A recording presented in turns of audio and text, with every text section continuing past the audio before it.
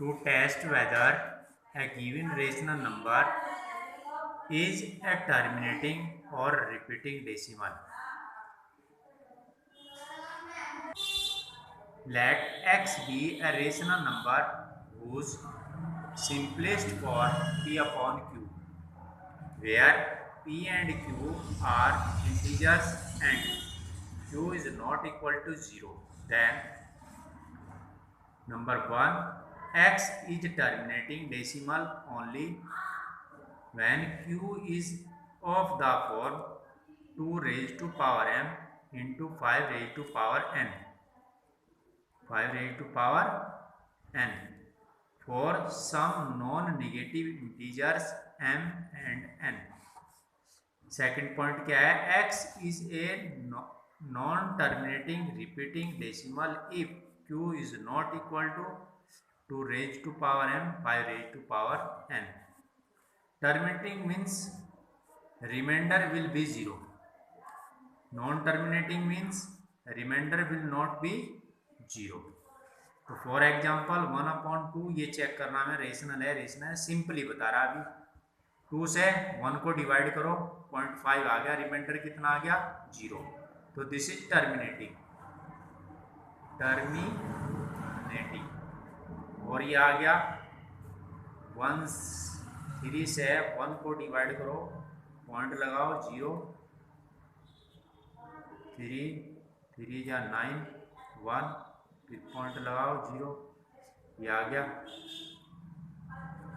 9 1, ऐसे ही चलता चला जाएगा.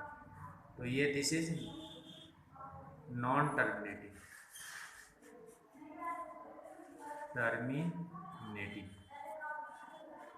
टर्मिनेटिंग मीन को एक तरीके से बोलते हैं शांत, और ये बोलते हैं अशांत.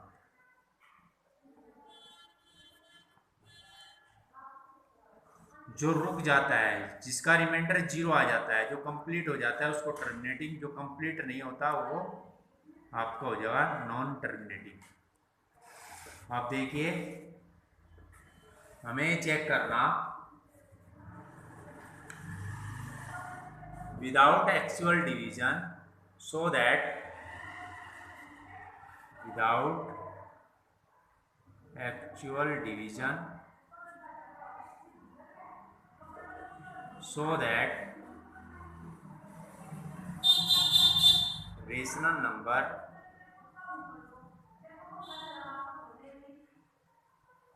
(17/90) is non-terminating repeating decimal. तो सबसे पहले आप क्या करेंगे, 90 के फैक्टर करेंगे. 90 के फैक्टर कर लो आप, 2 से रिड्यूस करो इसको 45, फिर 3 से रिड्यूस करो, 3 से रिड्यूस करो, 5 से रिड्यूस करो. तो इसके फैक्टर कितना आएंगे 2, 3 raise to power 2 into 5. Clearly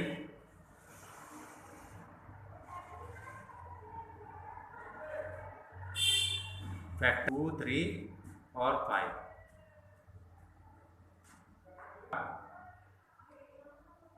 None of 2, 3 and 5 is a factor of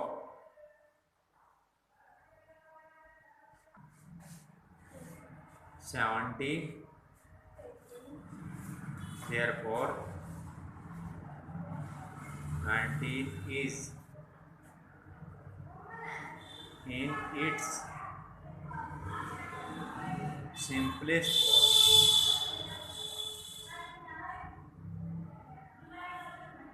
Also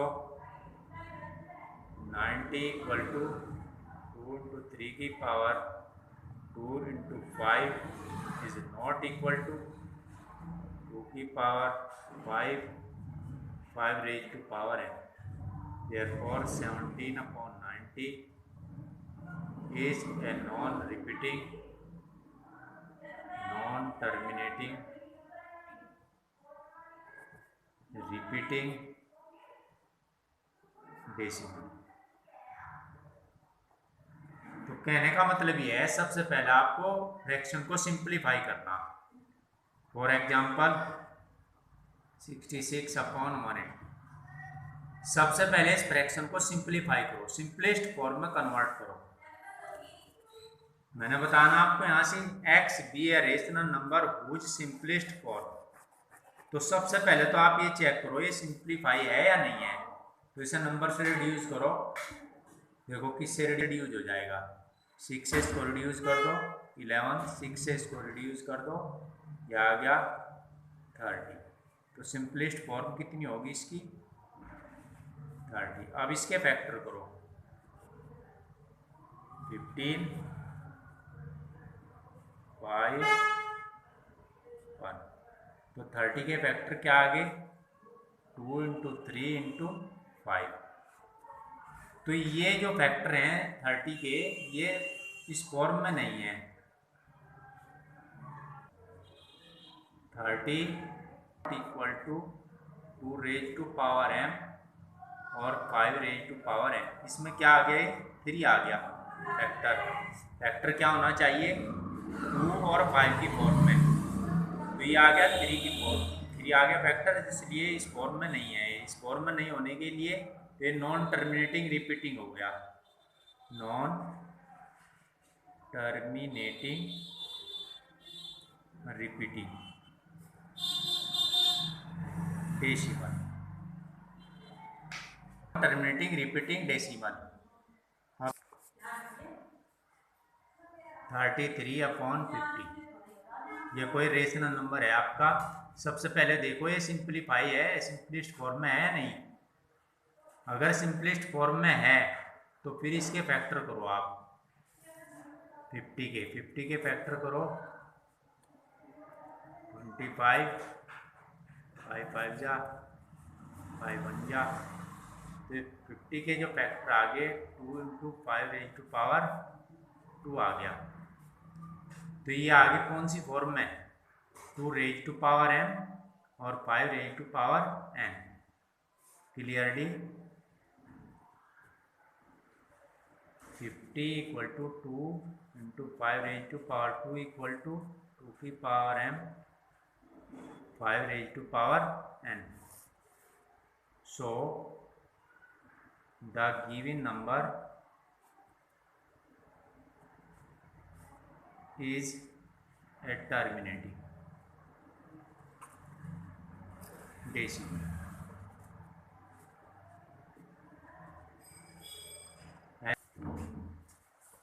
exercise 1.4 करनी। Without actually performing the long division state whether the following rational number will have a terminating decimal expression or a non-terminating repeating decimal expression। यदि आज सबसे पहले आपको ये देखना ये सिंपलिस्ट form में है या नहीं है। अगर सिंपलिस्ट फॉर्म में है तब इसके फैक्टर करेंगे आप। अगर ये फैक्टर इसके फैक्टर 3, 2 और 5 की फॉर्म में है तो फ्रैक्शन आपका, तो ये रेशनल नंबर आपका रिपीटिंग टर्मिनेटिंग रिपीटिंग डेसिमल हो जाएगा। क्लियर। ऐसे 8 के फैक्टर करो, 8 के फैक्टर कितना आ जाएंगे 2 × 2 × 2। तो ये कौन सी फॉर्म में हो जाएगा 2 raised to power m और 5 raised to power n। इसमें 5 नहीं है तो 2 ओनली भी चलेगा, 5 ओनली भी चलेगा, 2 और 5 दोनों भी चलेंगे। अगर फैक्टर इसके फैक्टर